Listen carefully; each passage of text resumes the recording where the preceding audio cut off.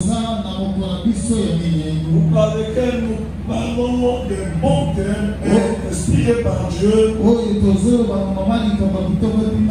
Il s'est dit que ma destinée ne sera pas enterrée.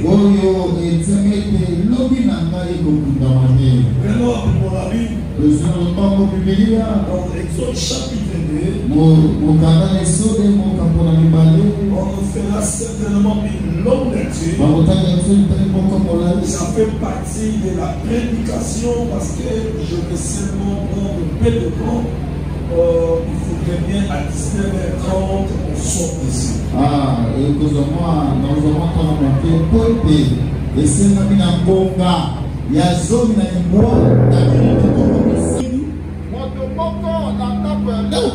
Avait pris pour femme une fille de Lévi. Cette femme devait enceinte et enfanta un fils. Elle vit qu'il était beau. Et elle les cacha pendant 3 mois. Ne pouvant plus les cacher, elle prit une caisse de jambes qu'elle enduisit de bitume et de poids.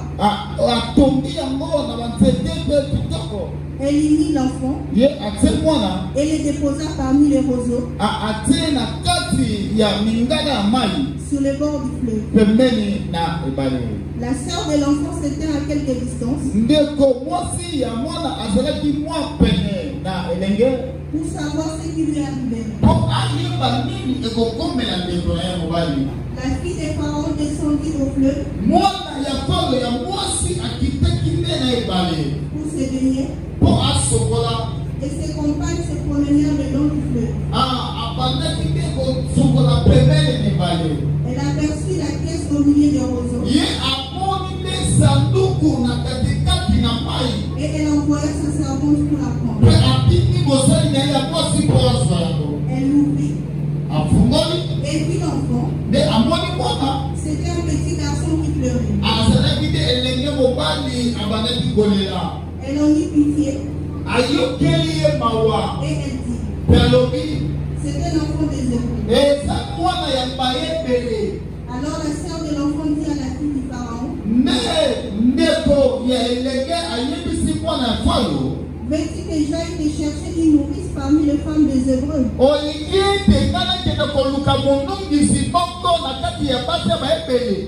Pour allaiter cet enfant. Va, lui répondit la fille de Pharaon. Et la jeune fille alla chercher la mère de l'enfant. La fille de Pharaon lui dit, emporte cet enfant et allais-le-moi. Je te donnerai ton salaire. La femme prit l'enfant et l'allaita. Quand il eut grandi, elle l'amena à la fille de Pharaon et il fut pour elle comme un fils. Elle lui donna le nom de Moïse, car dit-elle, je l'ai retiré des eaux. En ce temps-là, Moïse, devenu grand, s'est rendu vers ses frères et fit témoin de leur pénible travaux. Il vit un Égyptien qui frappait un épée dans ses frères.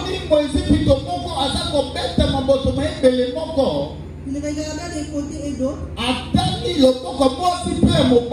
et, voyant qu'il n'y avait personne, il tua l'Égyptien et les cacha dans les sables. Il sortit le jour suivant et voici, 2 Hébreux se querellaient. Il dit à celui qui avait tort,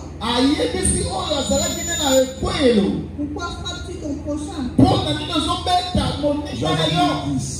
Amen. Amen. Prenez place. Je suis dans le famille. Peu importe ta position, tu peux être le dernier de la famille, tu peux être le milieu de la famille, tu peux être l'aîné de la famille. Mon problème, je suis venu t'annoncer, c'est toi qui es l'emblème de ta famille.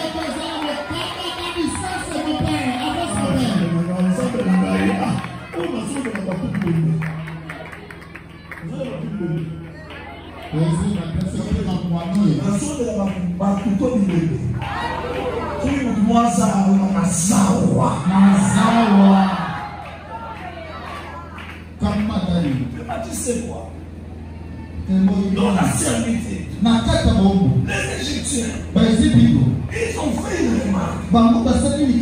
Mais c'est le peuple esclave dans notre pays, malgré que nous les souffrons, mais ce peuple, on est des diminués, mais ce peuple se multiplie. C'est pas d'ailleurs du salaud. Des pouvoirs, là, comme à Kachalwa, on va multiplier.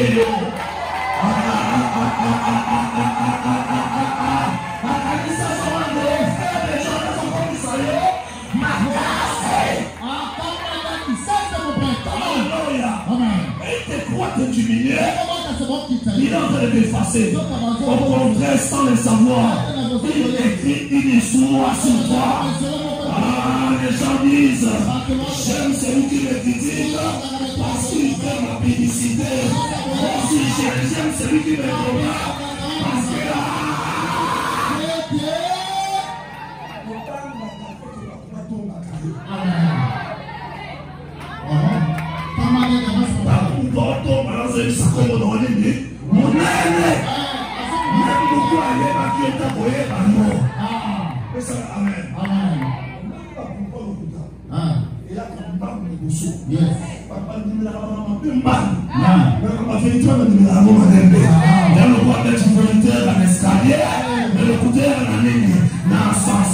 le problème est ça, c'est que les mais le problème est ça, non, il y a beaucoup.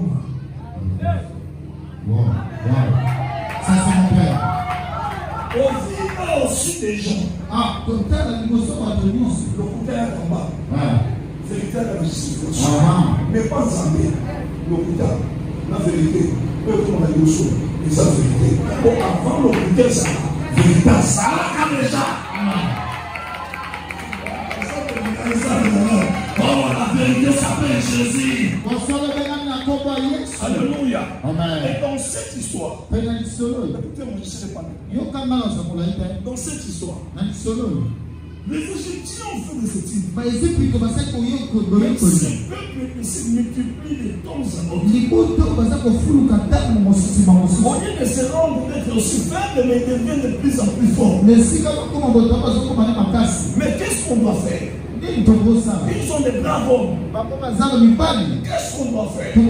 Selon Exode chapitre 1 à partir du verset 15. Les rois pharaons a donné des injonctions aux femmes sages. En leur disant ceci: Venez.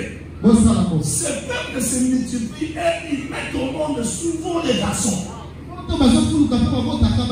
Alors, ces garçons sont des bons retardés pour nous. Nous risquerons un jour de perdre notre pays à cause des travaux durs que nous leur donnons. Les travaux durs que nous leur donnons, au lieu de les affaiblir, mais ils les font vite sans se fatiguer. Et pour ton information, l'Égypte est conçue par les Israélites. Même la pyramide là, ce sont les Hébreux qui l'ont construite. Le Seigneur, leur maison qu'ils ont construite là, les gens qui les ont construites, ce sont les Hébreux. À cause de quoi? À force de les approfondir dans des travaux durs.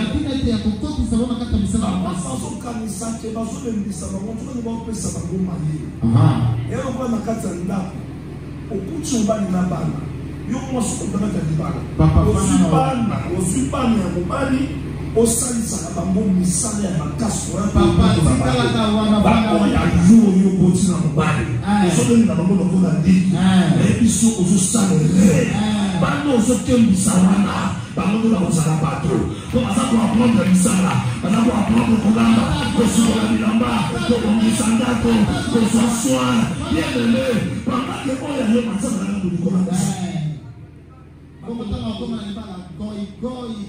akoma na nana mpala goigoi taka bilonga kolamba na mafuta alamba de soso ele oya sauce ele mona mba kolo matumbe zote pa mafuta na katikati mai na se haleluya mwana yabi nino nini sakaboite ata mama mongala ndingi sakaboite Kodoko la batete ko kodoko na bango chance. Bete na ko. Bete na ko. Bao se ko ko bete na ko.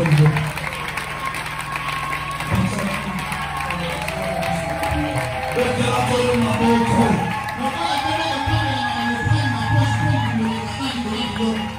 Sio ni yeye ni ko ni na na mfano. Sio sa participer na ko na. Amen. Vous allez faire partie de la bateau. Amen. Comment ça nous a battu? Ça va quand même normal. Yes. On est dans ce pas bon ça. On se dit nous sommes très contents. On est ici ça mais là si ma pelina na kuso. Ba ndio kono la bali pa bona sambe.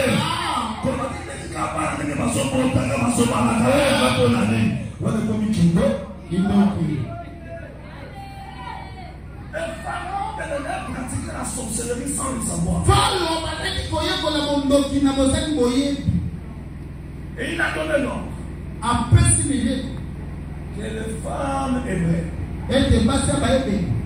dès qu'ils viendront pour affronter, si c'est un garçon, tu es mon amour,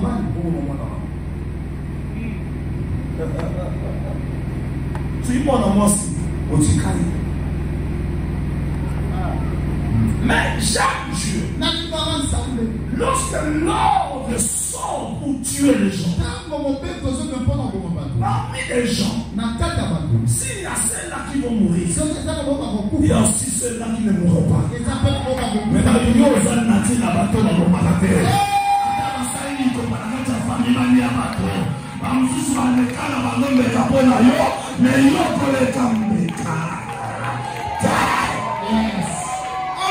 yondo yosuki sama kamu mama ko usande ko na Ethiopia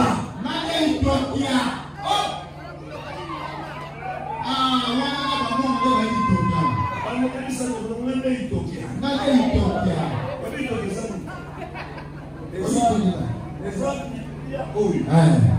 amen o basala na mbawu mjana za basema mbanga ya avant biloko ebele ndiba na ngo Ethiopia. Vous savez comment on Ethiopia? Bato bana zala liboso. Zala kubala. Zala komota. Zala voyager. Zala komata. Zala kosepela. Atana masana kasite. Mais le roi a dit mal la famille wana. Na zela na ngai. Ba kozana na loko mokie. Pakaneza na bango. Nasu biloko sambe dobela. Na konia bako.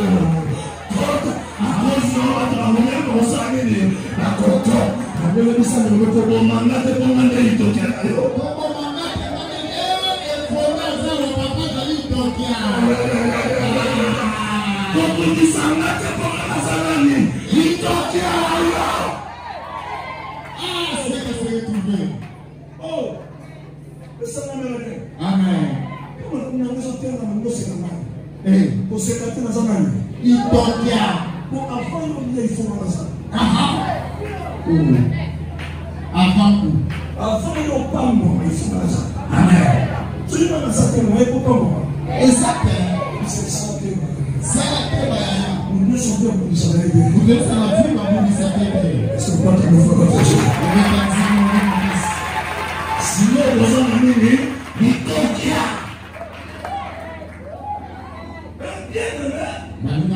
Mais qu'est-ce qui est arrivé? Comme ce temps-là, Dieu qui fait des choses bonnes et bellement dans dans son temps. Il avait déjà prévu une étoile. Il avait l'être. Et comme aussi le diable a de l'avance de comprendre qu'il y a une étoile qui doit naître, il cherche maintenant à empêcher que l'étoile ne se laisse pas. Pour que ce peuple demeure dans les ténèbres. Oh, Pharaon a été confié. Et la Bible dit, le peuple qui marchait dans les ténèbres, le peuple qui marchait dans les ténèbres, ils entendaient la lumière pour être éclairés. Lorsque la lumière viendra, il éclairera et les ténèbres s'enfuira. D'ailleurs, ici, nos étoiles, la famille, la vie.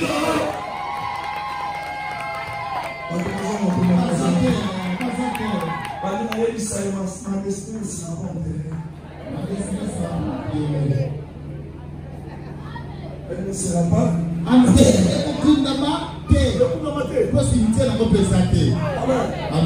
Les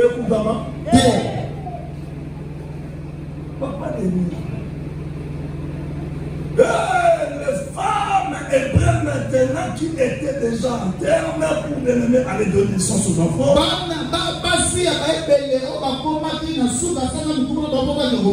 femmes sages, malgré qu'elles ont réussi l'ordre,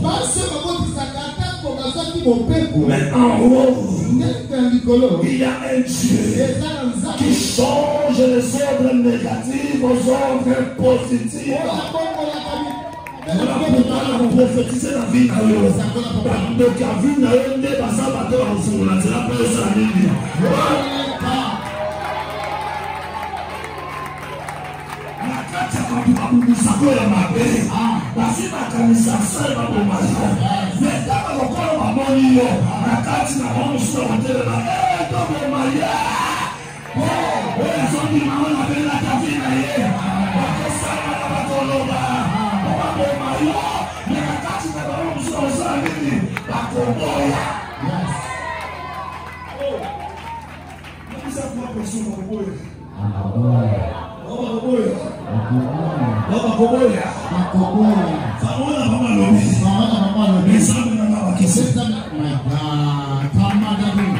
Ça c'est mon père.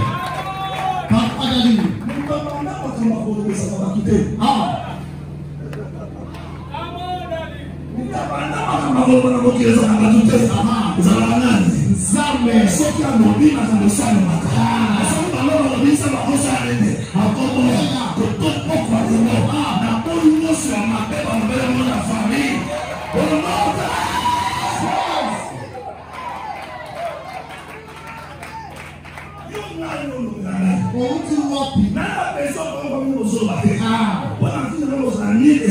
Ça c'est fait.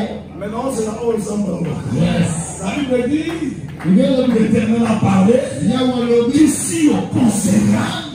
Ce qui nous a demandé de nous tâter la carrière, ensuite ça prend nous. Nous tâter le ménage. Amen. Amen. Ça m'a personne m'a coupé côté de la hausse de 5 minutes. Allez, pourquoi les lois? Pourquoi les lois? Pourquoi les lois? Alors, ils sont dans la base.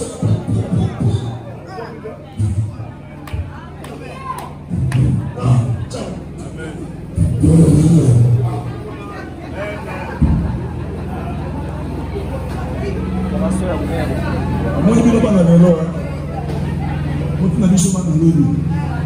Il y a seulement une couleur de Lausanne. Seulement une couleur de Lausanne.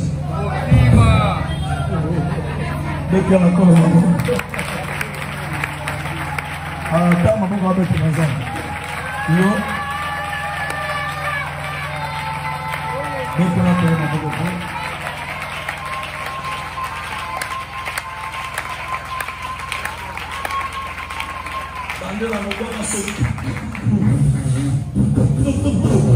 Maloba ya bato. Maloba ya bato. La vie n'a pas pour. Et si ma mère. Et si ma mère. Et comme ma mère. Et ça m'a pété. Et comme ça m'a pété.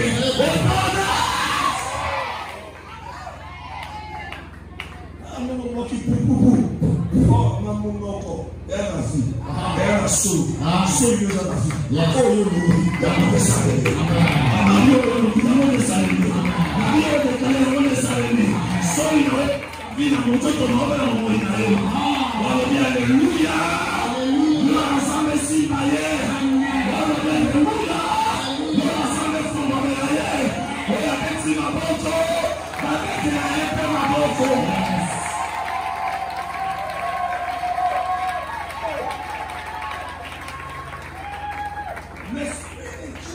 Saisir les femmes sages.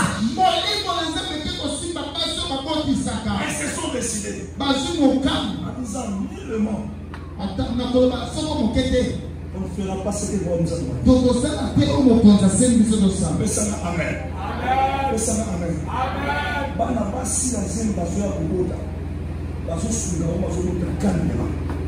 Amen. Mais les rois remarquaient quelque chose. Vous n'avez pas obéi à mes ordres. Je vous avais dit de tuer tous les enfants mâles. De laisser toutes les filles. Mais j'entends les cris des enfants mâles partout dans le pays. Mais pourquoi est-ce que vous n'avez pas exécuté mon ordre?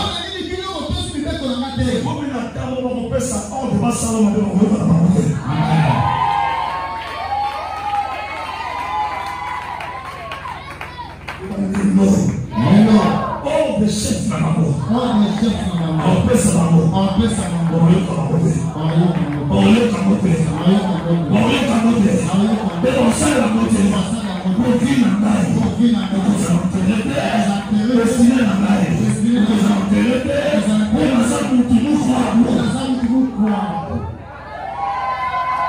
à cause de toi, les décisions peuvent changer. Amen.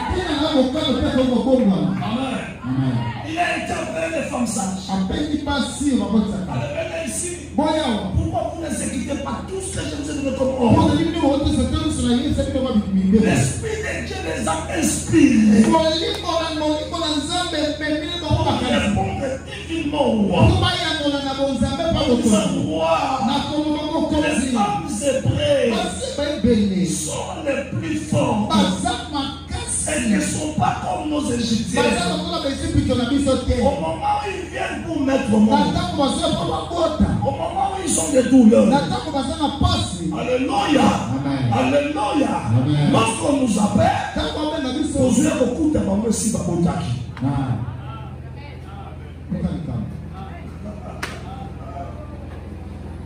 ils ont fait le mensonge de la volonté de Dieu.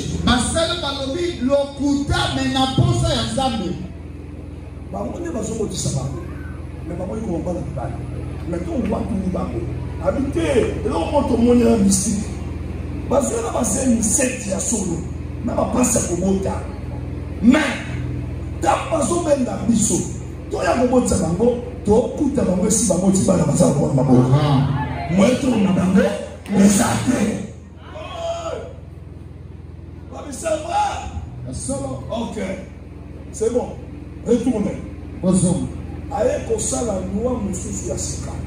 Il dit ça dans le multiple de ballon.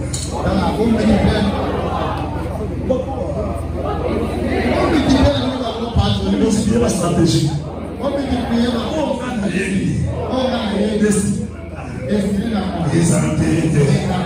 La stratégie pour ça. Ça va détourner.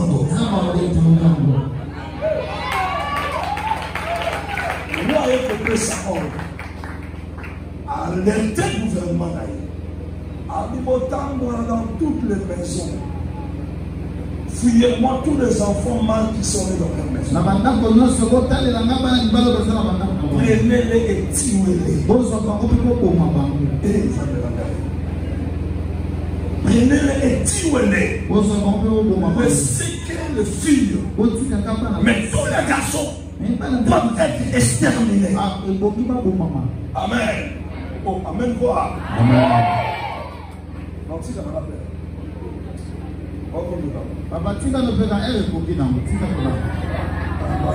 Tu as le Saint-Esprit. Que je te bénisse. Lève-nous.